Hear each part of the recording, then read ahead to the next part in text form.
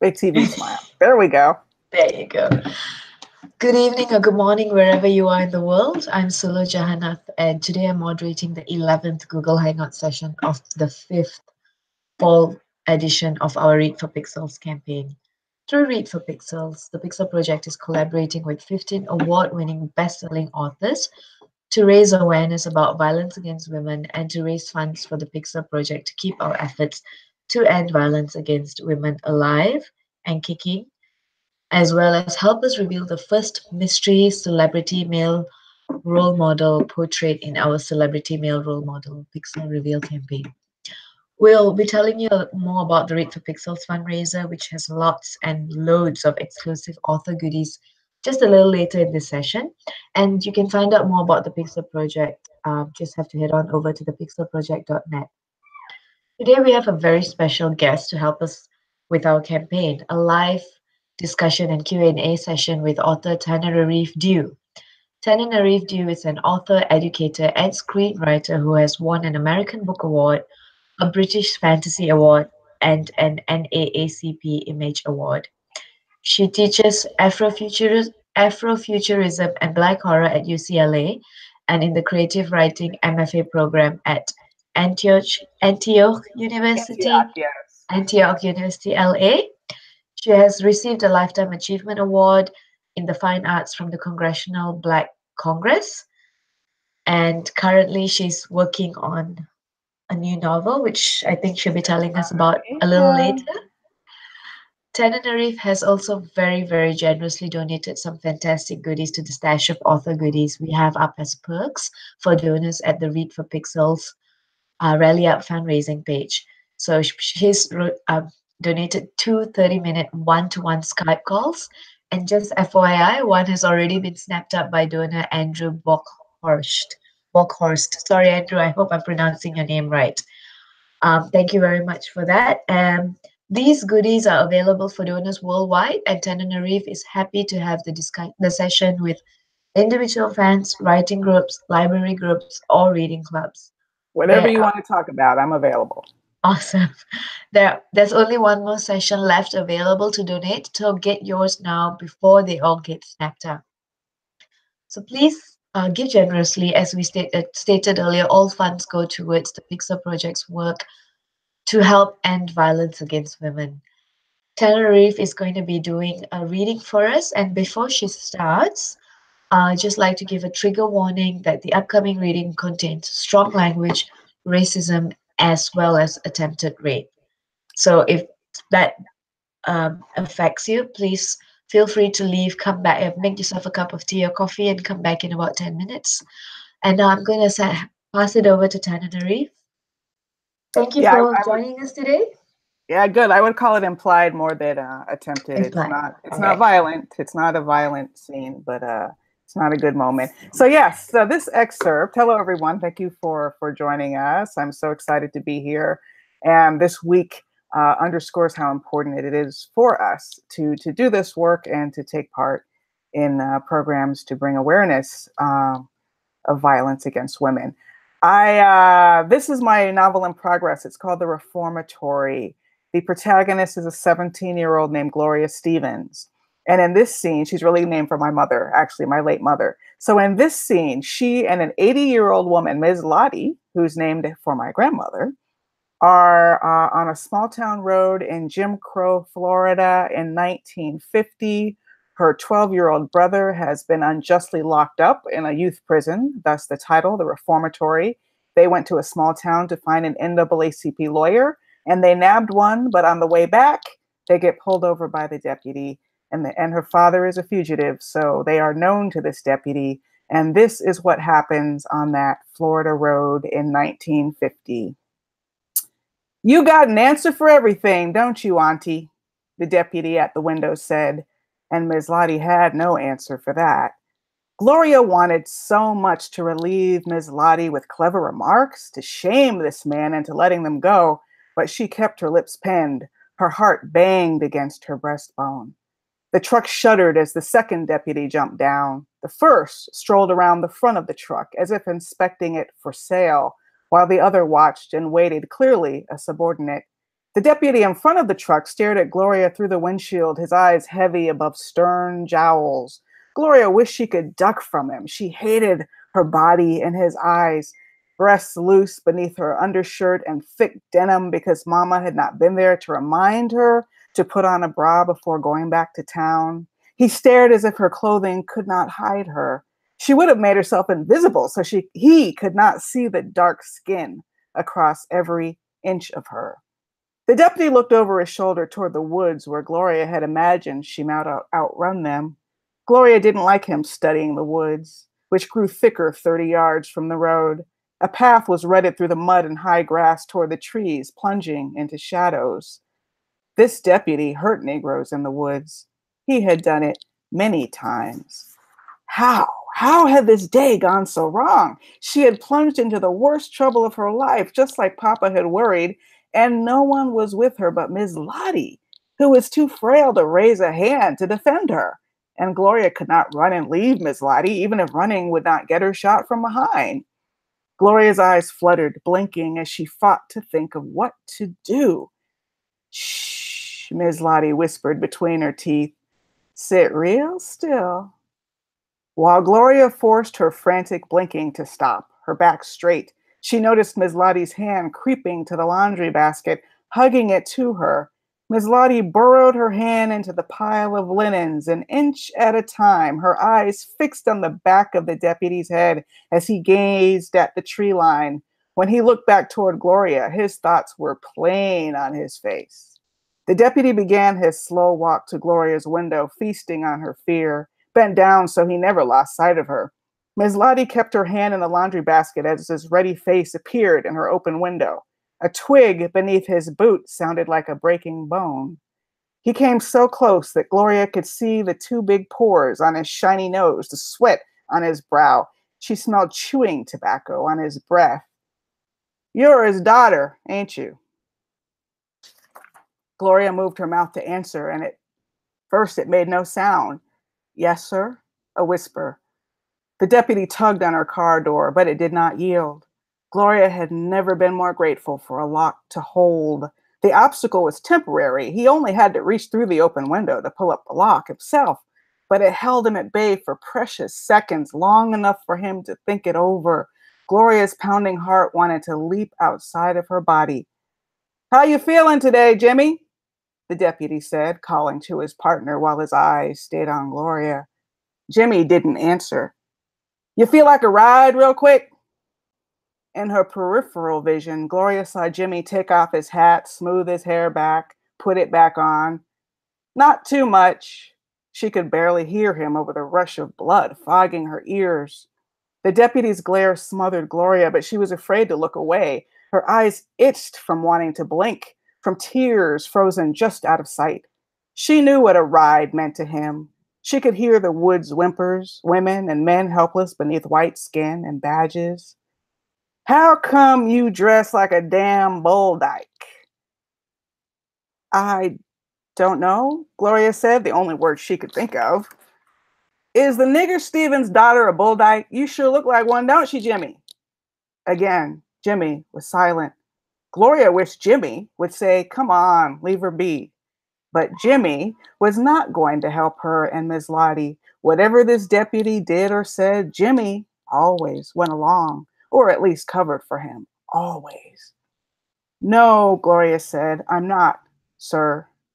Gloria couldn't help pausing before she said, sir, to make it an afterthought, to strip its weight and even mock it. The deputy's eyes flared. He'd heard it too. He tugged at the door handle again like rattling a cage. Gloria refused to jump. Her body was calcifying in her seat. If he touched her, she swore her body would not be her body. It would be stone. You don't want to mess with that girl, Mr. Deputy, sir, Ms. Lottie said.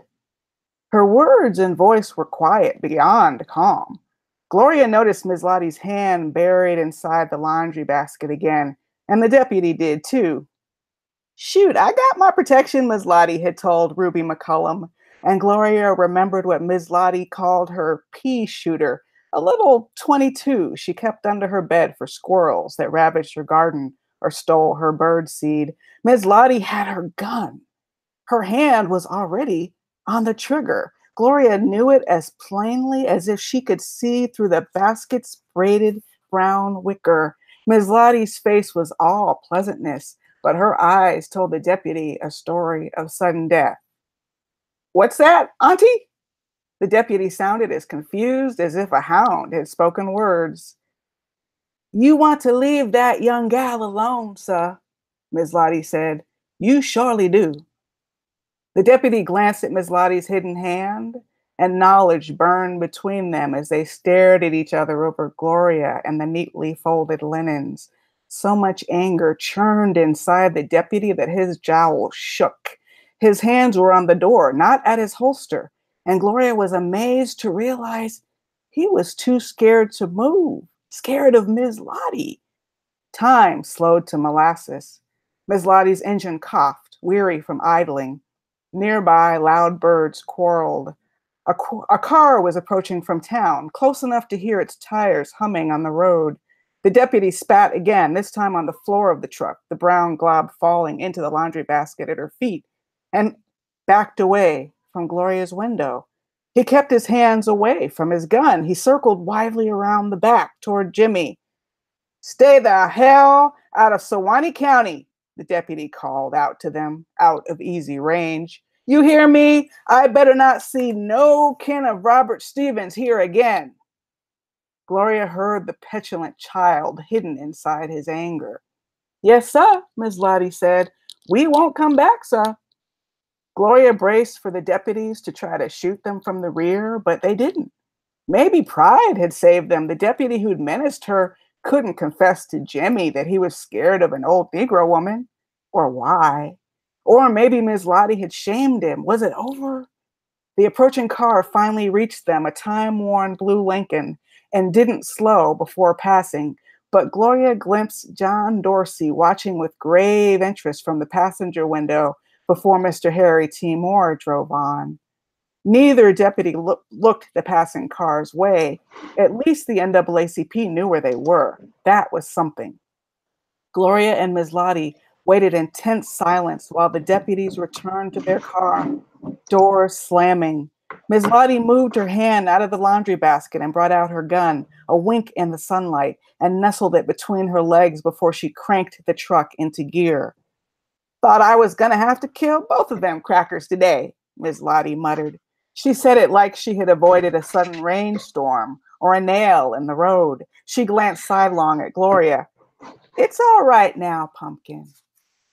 Gloria nodded, but her heart hadn't slowed. Her imagination was lost in the woods, her hair caught in brambles, bare skin chafing against pebbles and soil. So real, so close.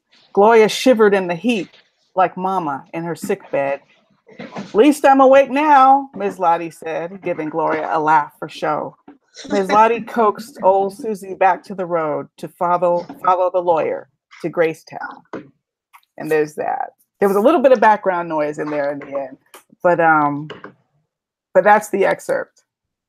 That's wonderful. Thank you so much, Tananarive. Sure. I remember when I read the excerpt, I went, "Oh my God, this is going to be really interesting," because my first question was like, who is John Dorsey?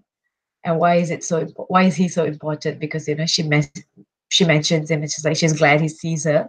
And my second thought was like, oh my God, I wish I had a Miss Lottie in my life. Well, John Dorsey is a near and dear character to me because he's based on John Dorsey Due, my father, who was a civil rights lawyer. He worked in the 1960s, so this actually predates it's 1950. So this is before Emmett Till. This is before there was any unified sense really of a civil rights movement in the South. But Harry T. Moore, who very famously was blown up in his house by the Ku Klux Klan with his wife, Harriet Moore, and this attorney from New York, John Dorsey, were in a town and they heard a rumor he was there. So they just went cold to see if he would come talk to the judge. And he said yes, which is a miracle. So we started with this great high. Oh my gosh, we found an NAACP lawyer, which would be like finding a sack of gold in 1950, right? Yeah. But on the way back, this confrontation with white supremacy and misogyny racial hatred with it in the guise of these deputies. And I should say this story is not a recommendation. I do not recommend that you drive with guns in your car or confront police with them. But I think in this case, the police officer knew he was in the wrong. Yeah. And how far is he going to take it? You know, how far is he going to take this? It's based loosely, really, on an incident. Well, first of all, my grandmother had a little 22 or a little gun I found under her bed once. Actually, almost shot my sister with it. So again, this is not a pro-gun story. That's actually a bad memory. I remember very distinctly pointing that gun at my sister and just, you know, this feeling like, what if I pulled the trigger, which is very frightening. But the other part is that I once met a Native American poet, and I wish I could remember her name. I was just so naive. She told me a story of being pulled over on a dark road by a police officer, and he said, "Step out of the car." And she said, "No." And she drove away. And I thought, oh my God, you are my hero. That is the most amazing story. Now, of course, that again is not something I can recommend. You know, these police encounters feel for a lot of us as dangerous in 2018 as they did in 1950. Yeah. But she knew, I mean, she could just sense there was something on his mind that wasn't right. Yeah. And because he was already starting out wrong, then it kind of freed her to do wrong, or at least wrong according to the law. Yeah. But she just drove away, and he didn't have the nerve, the resolve to chase her. Yeah. And that's kind of what Ms. Lottie was banking on in that scene, that he wasn't going to push it beyond this point. Because he knew he was in the wrong. And he's in the wrong. Yeah. It's awesome. I'll just go to the first question.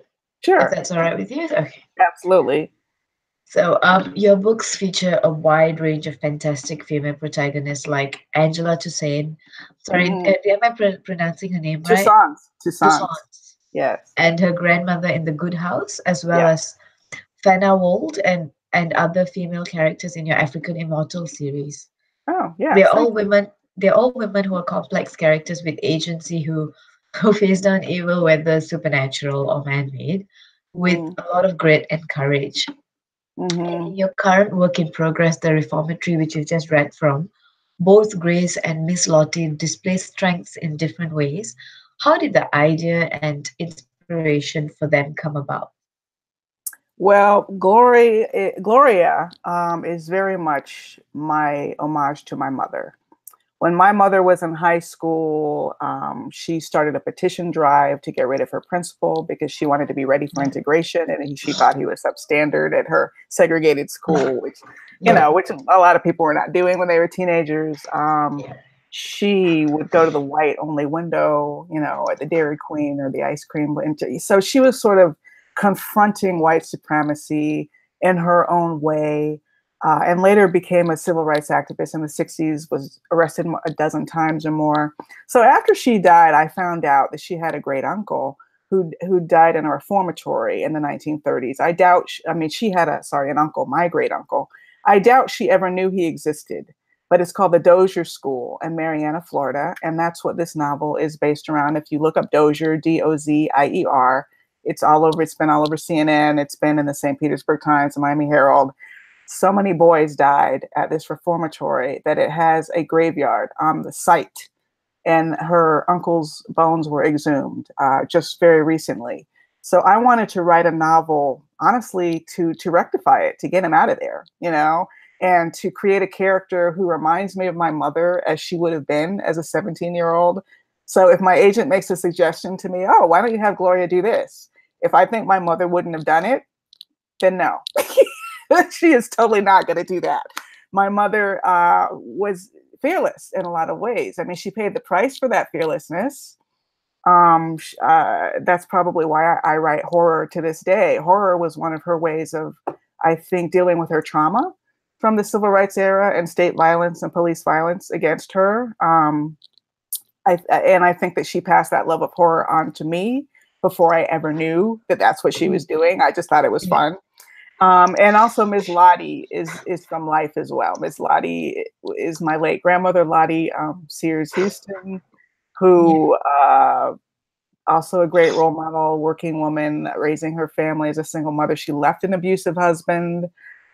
So I had a lot of strong women in my family line, and mostly this book is an homage to them, but also the 12-year-old character has a point of view too, who reminds me a lot of my son. Oh, okay. It's a nice, I guess, a circle of life, if you think about it. Yes. Yes. I'm trying to really pepper a lot of family history in the story. It's a haunted reformatory story. I mean, it is horror, but in this case, the horror is human, and the ghosts are actually almost a relief from the real life human horror. Right.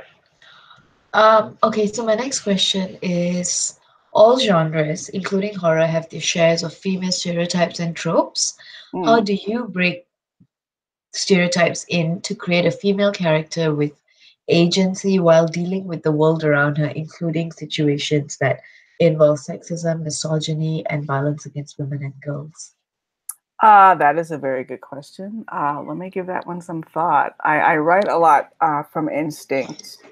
And I think my instinct, as much as possible, is to avoid stereotypes. Although, as with anyone writing the other, now, if I'm writing a Black woman, I have a lot of great instincts for how to avoid stereotypes there, right? And I look for role models, like in The Good House. Angela Toussaint was very much modeled on Angela Bassett, or at least her persona is a very strong character in almost everything she does. She's not the kind of character who's going to fall and stumble if she's being chased, which is a stereotype in horror movies, for example.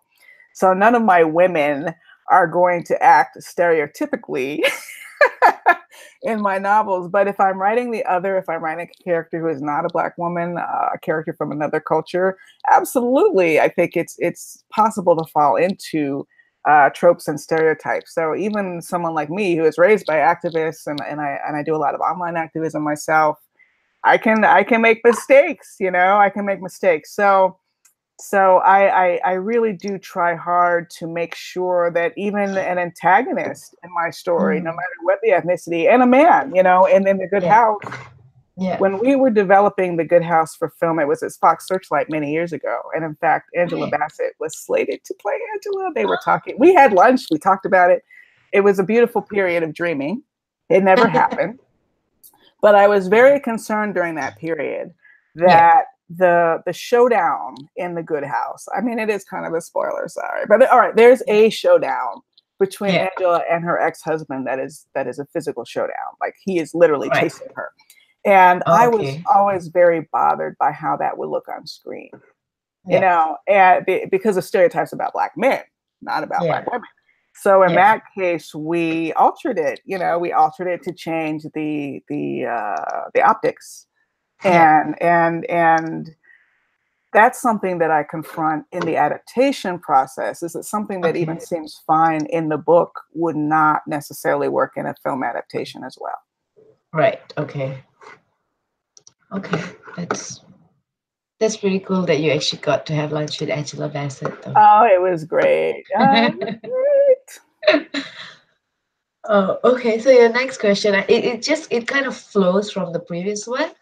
So we talked about female characters, and what I found really interesting is that your characters aren't perfect. They're generally flawed in some way, which makes them very relatable. I mean, everybody's flawed. And some of them even literally turn into monsters. Yeah, true. Like Abby in the lake. Yes. But when writing your female characters, do you ever feel the pressure, or do you feel like pressured by gender and cultural stereotypes to make them likable or relatable, even though you're writing horror? And do you get any flack for not making a female character likable enough? Maybe. That's so funny, because I had not thought about that so much until I struggled to find an excerpt to read. Because I have like sort of gender conflicts in a lot of stories. I mean, there's that gender conflict in The Good House, but again, I didn't want to read from the end of the book. That's no good.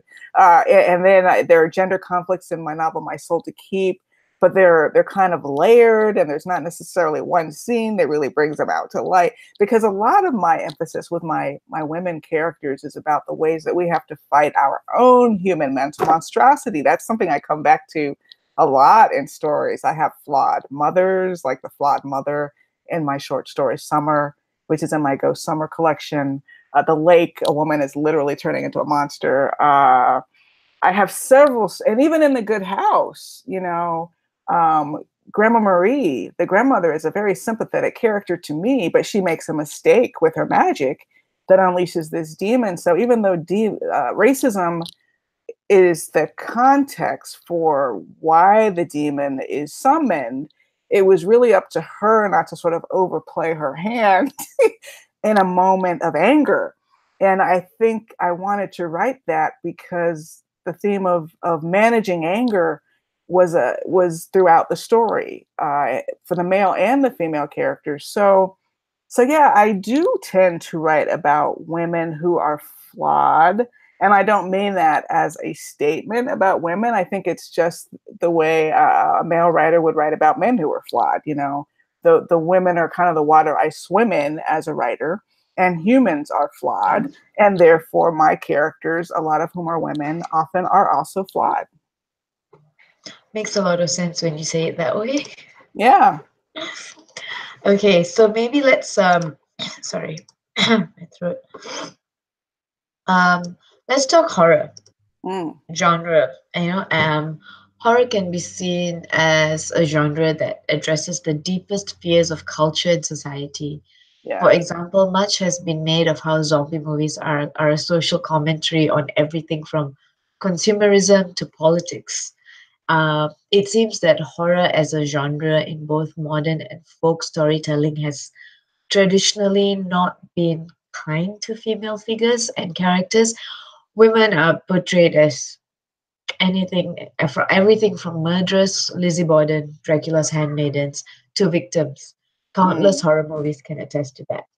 How have you, as an author in that genre, tried to address and or redress that in your own writing?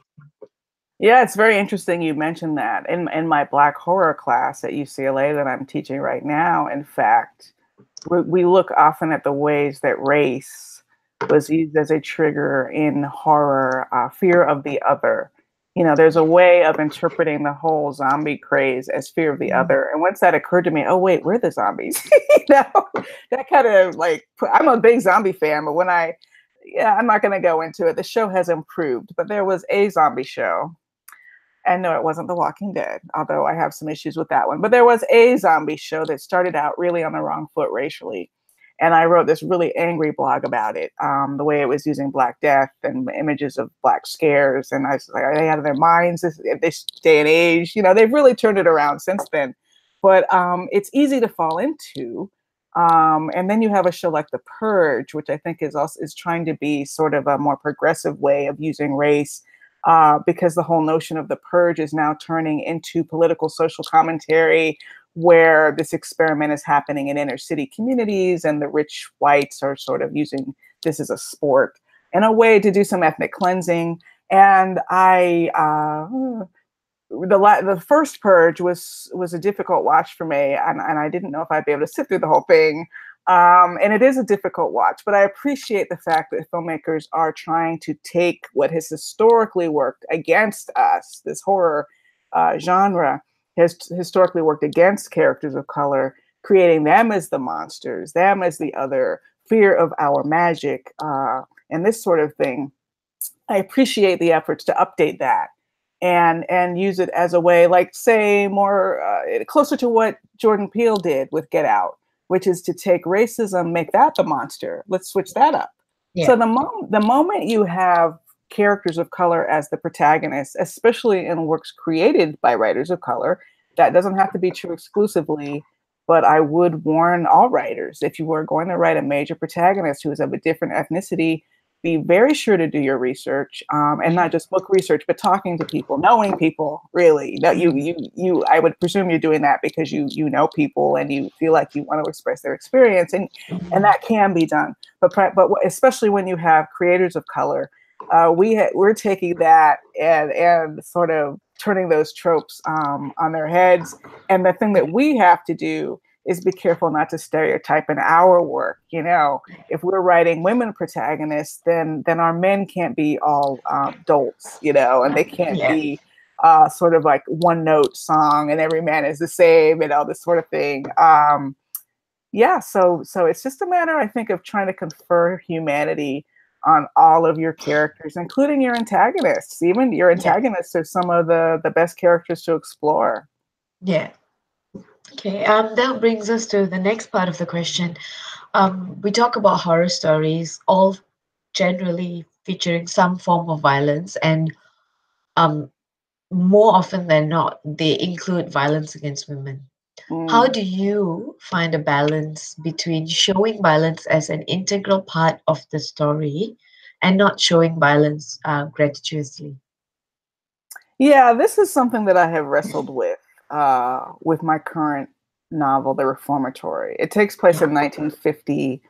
It's during an era when there was a lot of violence against Blacks and violence without justice against Black women. The irony is that my character's father is a fugitive because there's been a rape accusation made against him that was politically motivated, which was something that we saw, unfortunately quite a bit in the South. It was a way to really rally the wrath and anger of the white male community. And, this was what happened in To Kill a Mockingbird. It's something that happened in my family history. So at the same time, though, my Black protagonist, who's a 17-year-old woman and who is being viewed as a woman, has to navigate these waters and her interactions with white men, where any white man can do anything they want to you, basically, without any fear or much fear of facing any kind of charges. I mean, it was quite late before any white men were ever convicted for raping a Black woman in Florida. I forget the year, but it was later than 1950. So I have her in situations where she's confronting people. I have her in situations where I want to be true to the era, but I do not want anyone putting their hands on her. And my specific reason for that is because so many women in life have experienced sexual violence and sexual assault that I don't want to prick at people's real life pain any more than I need to while I'm telling a story that is not primarily about sexual violence. Like, I'm not going to just have some casual sexual violence. And also, there would have been sexual violence at the reformatory. I also do not want to have my child, my little boy, have to be confronted by sexual violence. So he'll hear stories or he might know of people, but I absolutely will not go into what in real life these children called the rape room, and it would be dishonest not to acknowledge that these types of things were happening. But as the writer, I don't have to put you in that room. I don't have to make you experience a rape or an assault. And I'm going to great pains not to do that. So it's sort of hanging around the era. But yeah, I'm really measuring how far to go. Oh, sorry, I forgot. I realized I muted myself. So the line between consent and coercion isn't always very clear in the horror genre. In fact, in many horror books and movies, we still see female characters functioning as victims of horrific sexual and reproductive violence in order to advance the story. Do you think this is an issue that writers in the genre have started tackling successfully in the recent years? I hope so. It's like I'm trying to think. I don't have an overview of that in my mind right now. But I will say this, like particular with films, I think films probably have a longer way to go than some of the novels do, because it's still fairly popular to do kind of the torture porn kinds of films where women are in jeopardy and women are in pain. That's still, I mean, it's still pretty standard with some of the lower budget ones. Yeah, it's a favorite go-to. I think with the novels, maybe not so much, and even films. To be fair, a lot of horror, contemporary horror, is what I say growing up in terms of its storytelling and finding more interesting ways to convey peril that are not just the same images of half-naked women screaming and running, while their breasts are jumping up and down and all this kind of thing. So It's, you know, even back in the day with George A. Romero's Night of the Living Dead, which created the modern zombie story, he had several different kinds of women in that film, which, you know, I'm so used to looking at that film through a racial prism, but when you look at it through a gender prism, he does have Barbara, who is your typical mute, helpless, I'm going to stumble and fall. But there's also another woman who wears pants. You know, again, this is 1968, so that's supposed to look, you know, progressive. She's wearing pants and short hair. And she's like more of a, and she talks back to her husband, you know, so she's more of a contemporary. And then there's one who's kind of a hippie. This was in the 60s. So he had a lot of different versions of women in that story. And my sense is that things are getting better, but also I'm sure we always have a long way to go. Oh, definitely. I think in many different aspects we have a long way to go. But we have to keep fighting. Yes, that's all. That's the only choice, really. That's right, pretty much. My next part of the question is, in your opinion, do you think horror tropes can be used successfully to address the issue of misogyny and violence against women? And if so, how? Revenge stories are fun. You know, that's the first thing that pops to mind. I just watched something, I think it was on Shudder.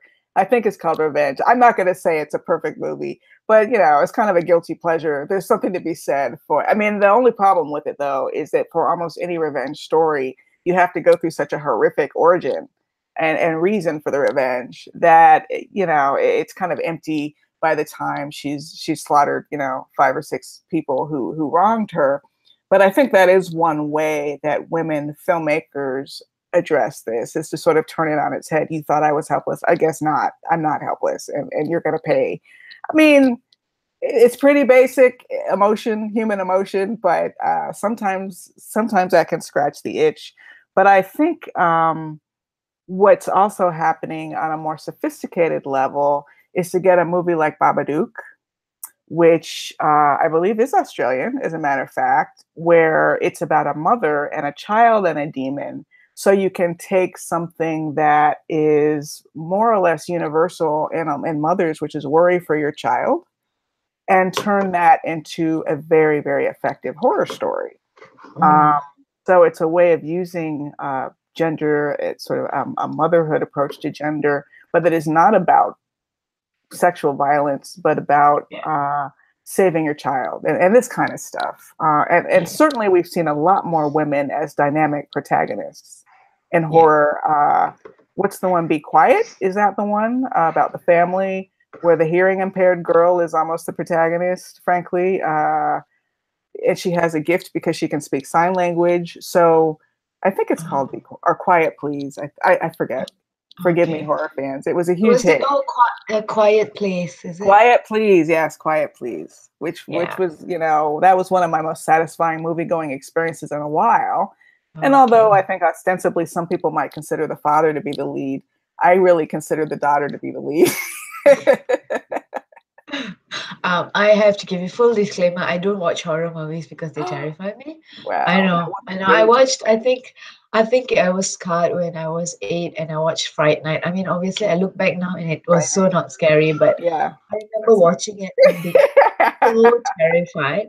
And that followed a couple of years later, I watched It.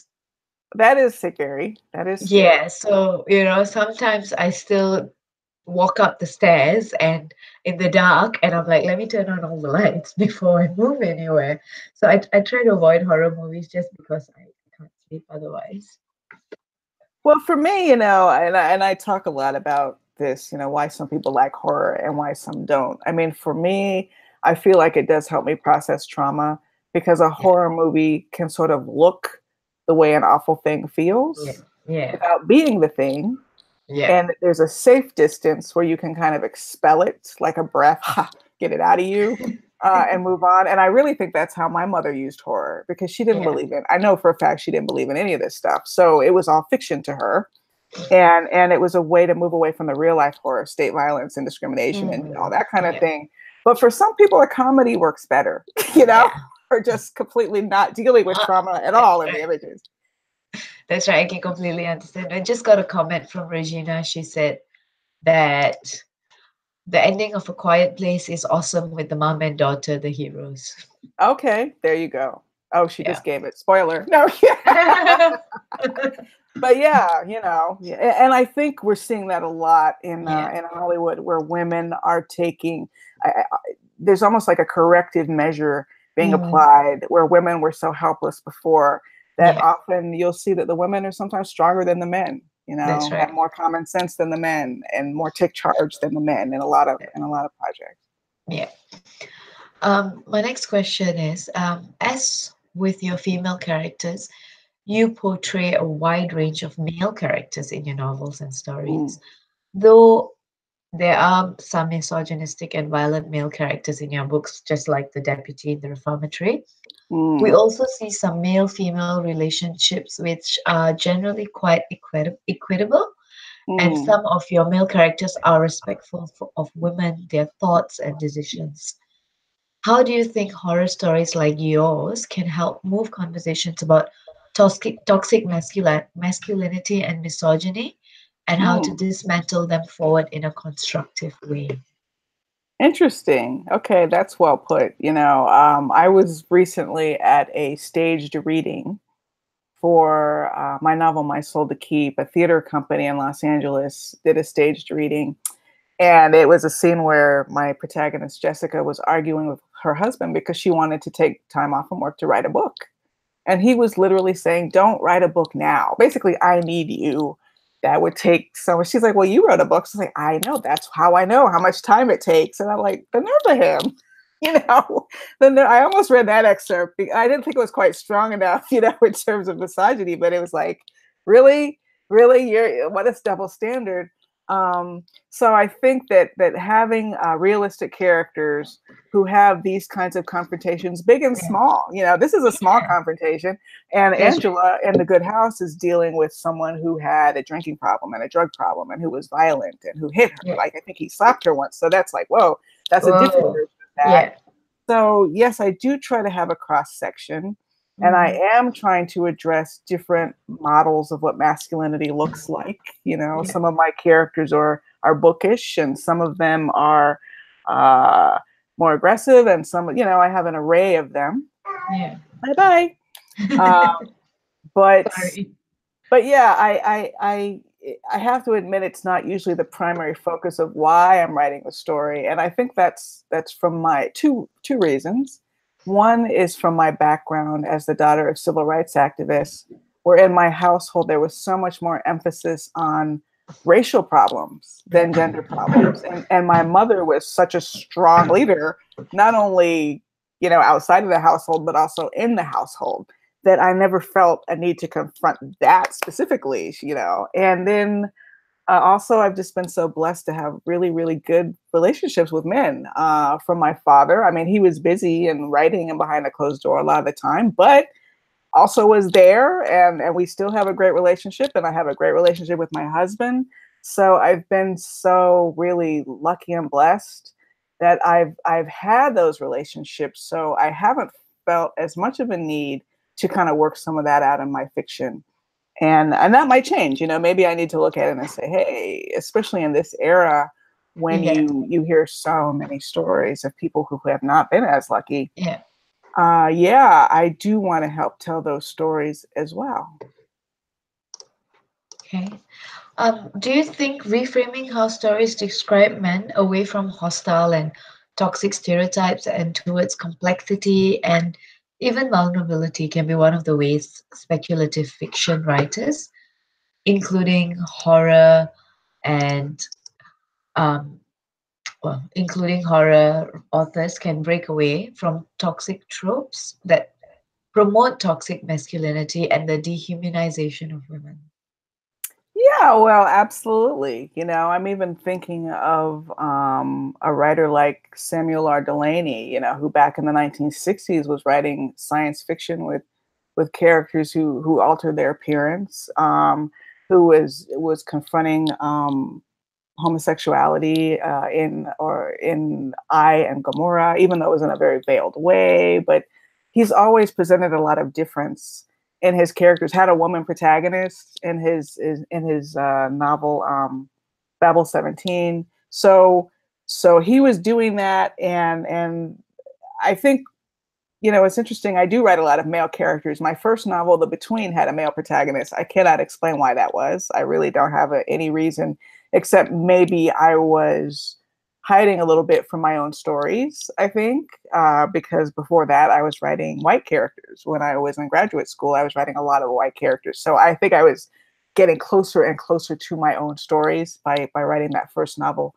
with a male protagonist. But, you know, the stereotype is that men read nonfiction and women read fiction. And I think one of the things that's happened, because I do write so many male characters, is that I have male readers, you know, maybe more so than some other women writers do. And also I write action-oriented and horror-oriented stories, so they're not that quiet either. And that does provide an opportunity, you know, when you're actually writing books that men. Someone told me her teenage grandson was reading and I was like, oh, that's fantastic. So we can help kind of plant those seeds within our work, both appealing to male readers, that also helps create a portrait of what a different model of like what is a masculine hero, or not masculine hero, but what is a male hero look like in all the different forms in a story. We just have a comment from Misty 306. She said, I will say this. We talk about Octavia Butler.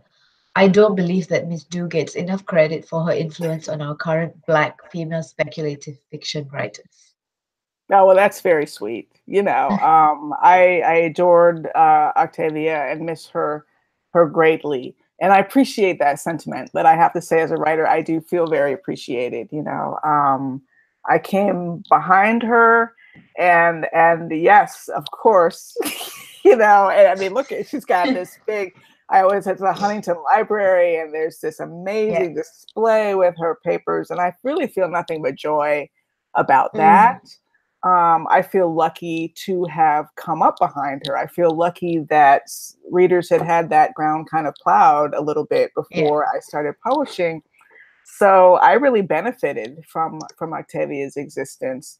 And I write horror and not science fiction, so horror / fantasy and not science fiction. So there's some differences too in the stories we tell and the ways we tell the stories. But I really consider Octavia like a literary godmother, you know. And I appreciate that comment, but I absolutely do not feel unappreciated. Okay. My next question is, stories are one of the most powerful ways of bringing about cultural change. In your opinion, how can authors strike a balance in their storytelling between raising awareness about violence against women while telling an engaging story without being pedantic or preachy? Yeah, this is a really good question. When you start out with a goal, like for instance, if I started out with a goal, I'm going to write a short story today that is about how horrible violence against women is. You know, sometimes when you start out a story thematically, you will have a tendency to be more pedantic about it. And where that would manifest, I think, would be in perhaps not layering your characters quite enough. So maybe your protagonist is kind of a stand-in for a woman who stands up, right? More so than a character who stands up. And I think it all goes to characterization. It begins and ends with characterization. There's almost nothing that you can write about that's overdone if your characters are real. And that's my best advice, is like, take that theme, file it away, and then spend way more time trying to figure out, well, who is this person? How did they get into this situation? What led them to this situation? What do they want? What's standing in their way? And ask those same questions about the antagonist. And then you'll have a story. Okay, that's actually a really, really good response. And you know, it's interesting. We've had so many sessions with so many different authors, and every single author explains that one question set differently. Yeah. It just, I think, goes to show the range of authors we have and how all of you don't think the same. It's amazing. It's Sorry, it's no, completely went writing is off a very the. personal project. It's a very Yeah, personal undertaking, and that's yeah, why so many books are so different. that's right. Um, my next question is part of the previous one. Is there are still not many prominent Black women writers like yourself in the horror genre yet? But with recent advances in the fantasy genre, such as, the 2018 Hugo Award wins by N.K. Jemisin and Mm. Nnedi Okorafor, Mm-hmm. some people are cautiously optimistic that it's a bellwether indicating that the doors are opening for women of color in not just fantasy, but also science fiction and horror. Do you think having more women writers of color in speculative fiction would be a key component of changing pop culture narratives about women and violence against women? And if so, why and how? Well, absolutely. For instance, in my case, I discovered Octavia Butler's work when I was already midway through writing my second novel. And Yeah, I often think that had I known about, like, if I had read Kindred yeah, when it came out when I was younger, as I yeah, might have skipped that phase entirely where I was writing about white characters yeah, exclusively, yeah. because I would have seen myself. And I think that's super important. I met Octavia in 1997 at Clark Atlanta University. They had a Black speculative fiction conference called the African American Fantastic Imagination. That's also where I met my husband, Stephen Barnes.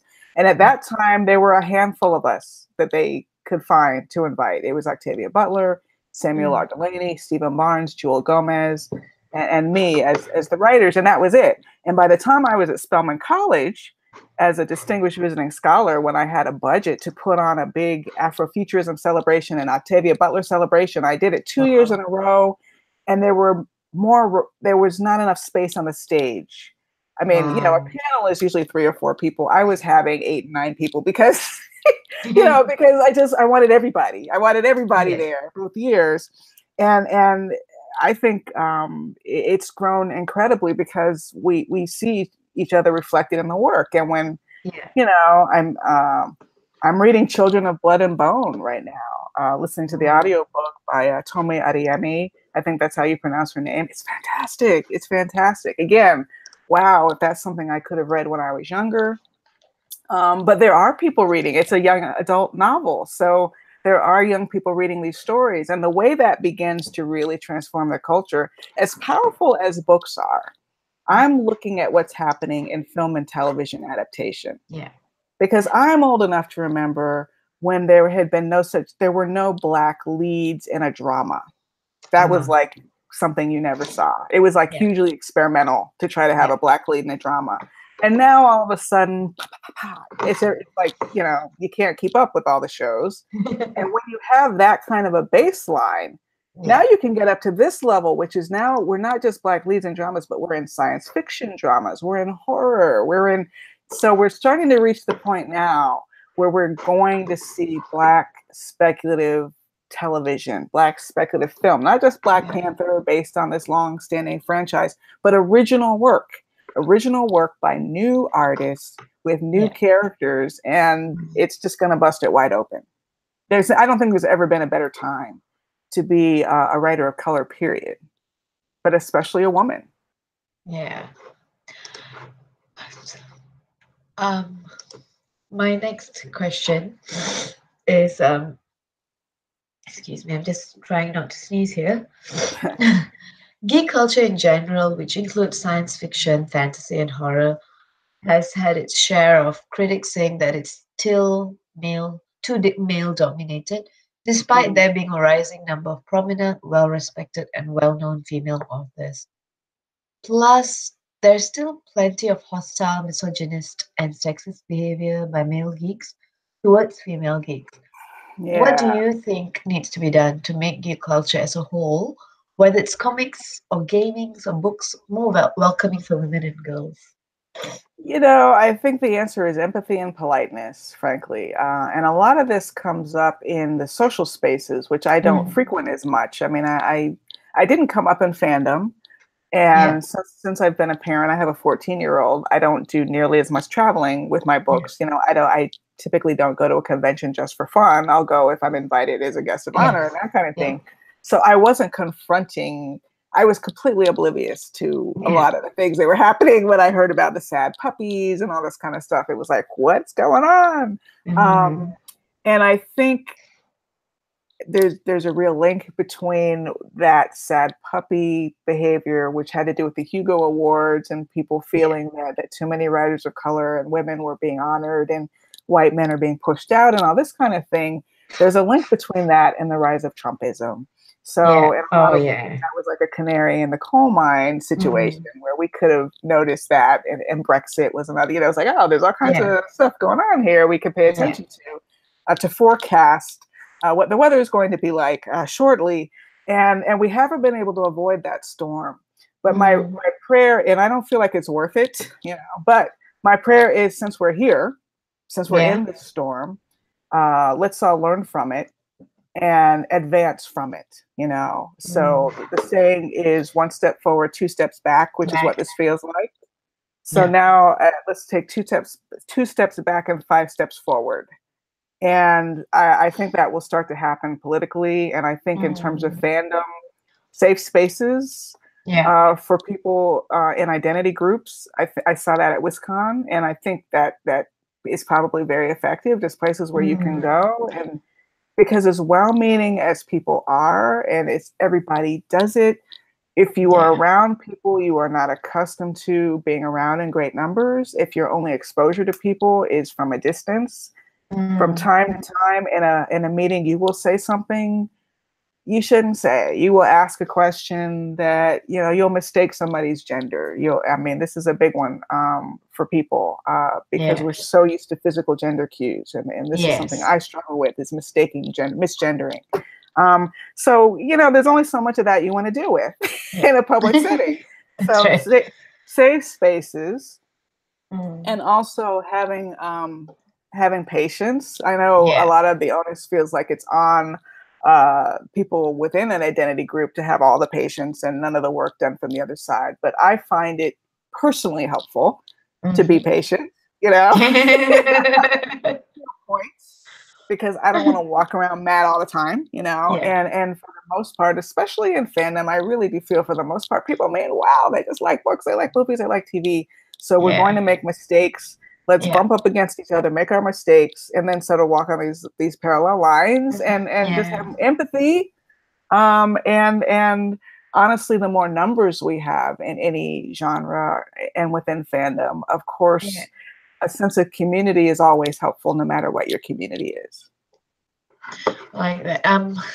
I did like how you said the rise of Trumpism has become synonymous with white men getting angry and you know, the terms of, oh, you feminazis, why do you need, what do you mean by equality? And then the misunderstanding of, when we say we want equality, they see it as us taking something away from them, but that's not what we want. That's not what we're talking about. We're saying we want equal pay and equal rights, not taking things away. It's about an equitable world. Well, you know, if you have a writer's room with 10 writers, and typically speaking, that would have been 10 guys, 10 white guys, you know, and then with the little progressive movement, you have 8 white guys and 2 white women, you know, or whatever. I mean, it's true that when there is inclusivity at that specific table, that representation of white guys is going to shrink. Although they still have plenty of places to work, and there are more and more content providers and more places to work. And trust me, we are far from the point where I believe this is an actual issue. I'm sorry, I just don't see it. Because Hollywood is powered by relationships, who you worked with before, who you're running into at parties. So there's just no way that enough inclusion is happening within this very insular town, you know? But what do you say to those people? This is the same question that comes up with Black Lives Matter, for example, which is unfortunate, because when you say Black Lives Matter, a lot of people hear only Black Lives Matter. That's right. When in fact, it really we figure it just means Black Lives Matter too. Hello? As much as everybody else's life. Yeah, exactly. And if you're Exactly. not aware of what those inequalities are, if you're walking around in kind of a bubble and you don't Yeah. understand what daily racism and systemic racism feels like, you're just going to hear only Black lives. Whereas when you're in that life and you know what's going on, you will hear Black Lives Matter too. And Too. it's That's just right. unfortunate. It's an unfortunate misunderstanding. You can really turn purple in the face trying to explain it to people. There are the people who are genuinely confused, but I think it's a larger percentage of people don't care. Yeah. And here's where we have to be careful. This whole thing about making people understand. eh, they don't Yeah. have to understand. you know, they don't have to understand. Some people are going to stay mad and will be Yeah. mad till the day they die. And That's that's right. okay.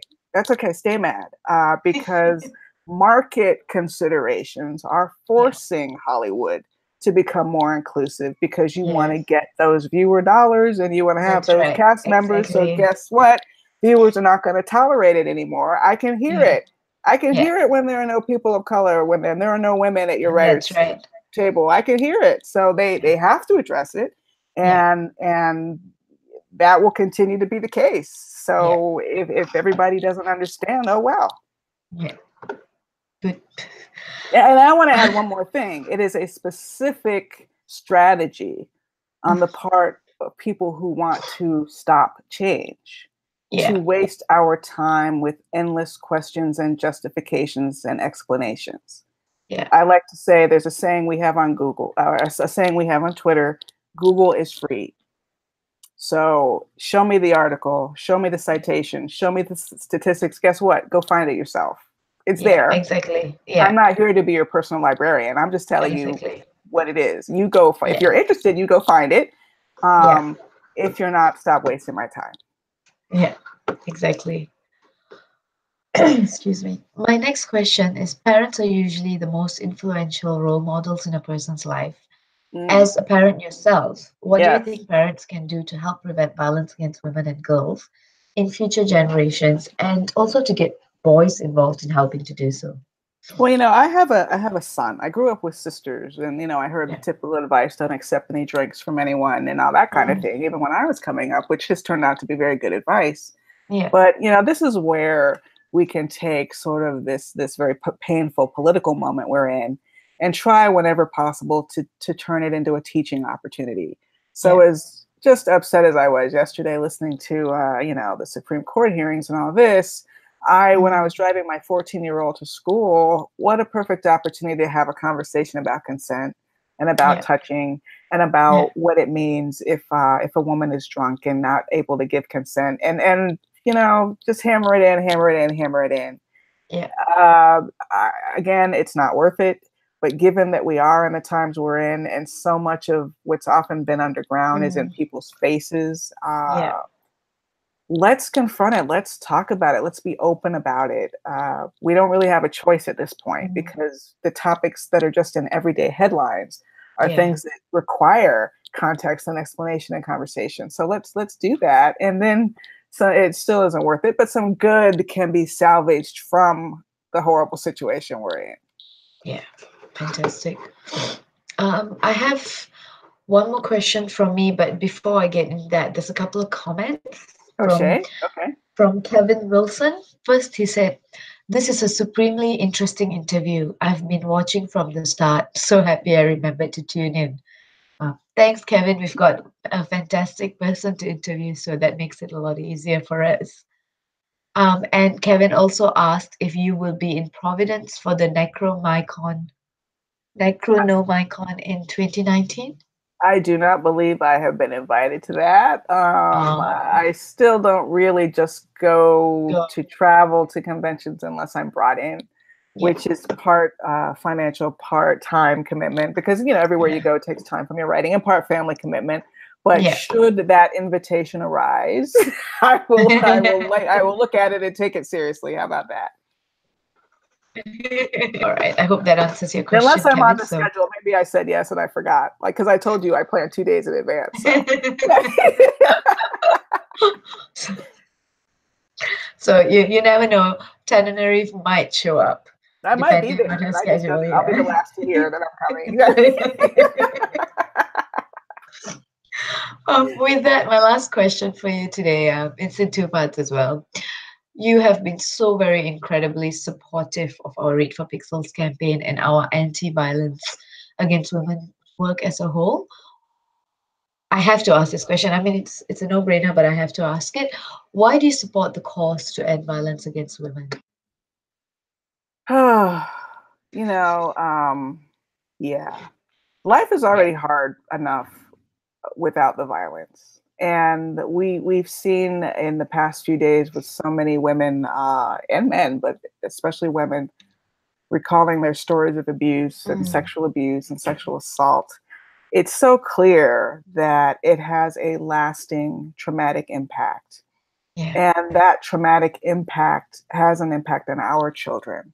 So even though we might not tell a child the details of something violent that happened to us, Yeah. they know in our behavior, they know in our silences. And in that way, a stranger's act or a bad partner's act from generations ago can still be rolling down your family tree, which was part of the reason I wrote The Good House. It was a metaphor for a family trauma. Demons aren't real to me anyway. Sorry, people, not to me, but family trauma is real. And family trauma was the demon in that house. So we have got to put a stop to violence. It's been throughout our human history. Yeah.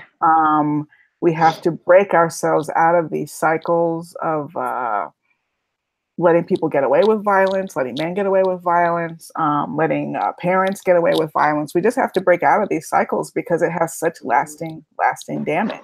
It's not a single episode or a single incident. It's a lifetime of trauma and generations sometimes of trauma. Oh, yeah. Thank you so much, Tananarive. Oh, thank you. I'm done with my questions, and you've been fantastic as usual. Before I move on to talking a little bit more about the campaign, are there any announcements you'd like to make? Well, I would like to make an announcement. I'm on Facebook. I have both a fan page and a personal page, and anyone can check me out on Facebook. I'm actually co-hosting a live webinar Saturday at noon Pacific time on crowdfunding a short film or a web series, which if even if you haven't finished a script or even written a script, I think it's important to understand you don't have to wait for Hollywood to come to you. You can actually create proof of concept, have content on YouTube that you create yourself. And I think it's important for people to know that. And also it's coming up on October and my favorite season, which is Halloween. So even though my Black horror class is at UCLA, I have an unaffiliated non-credit course I co-teach with Stephen Barnes, my husband. It's digital download at www.sunkenplaceclass.com. It's www.sunkenplaceclass.com. It's 6 lectures, a free screenwriting course, and this webinar on crowdfunding was a part of that course. Fantastic. Thank you so much, Tananarive. I'm going to go and find you on Facebook and add you after this.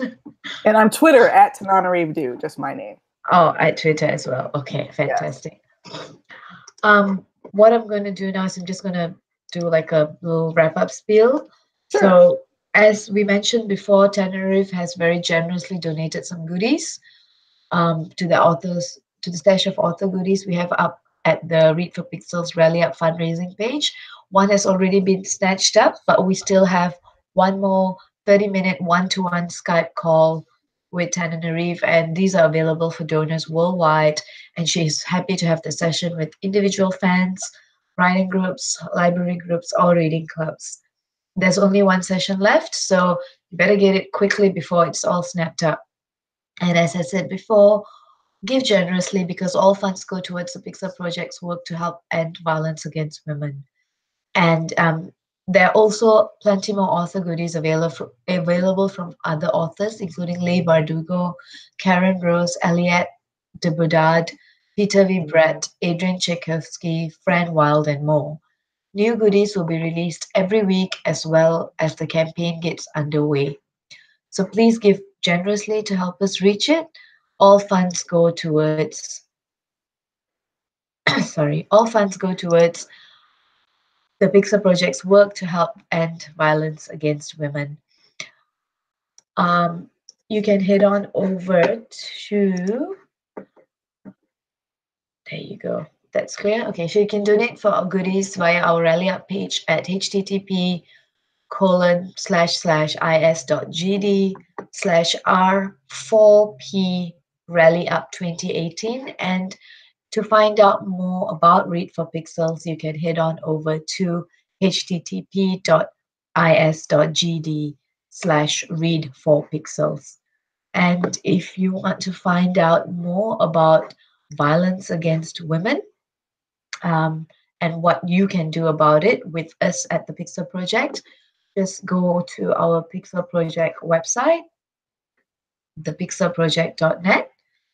And once again, to find out more about our celebrity male role model Pixel Reveal campaign, please visit reveal.thepixelproject.net to learn more about it. And please do to donate generously to help us reveal pixels and thus reveal our very first male role model. I want to thank you all for joining us again today. And obviously, I want to thank Tananarive for being so wonderful and um, joining us today and answering all the many questions and giving us a sneak peek into her upcoming novel. Um, with that, we're going to sign off. Thank you so much for joining us again, everybody, and thank you, Tananarive. Thank you for having me.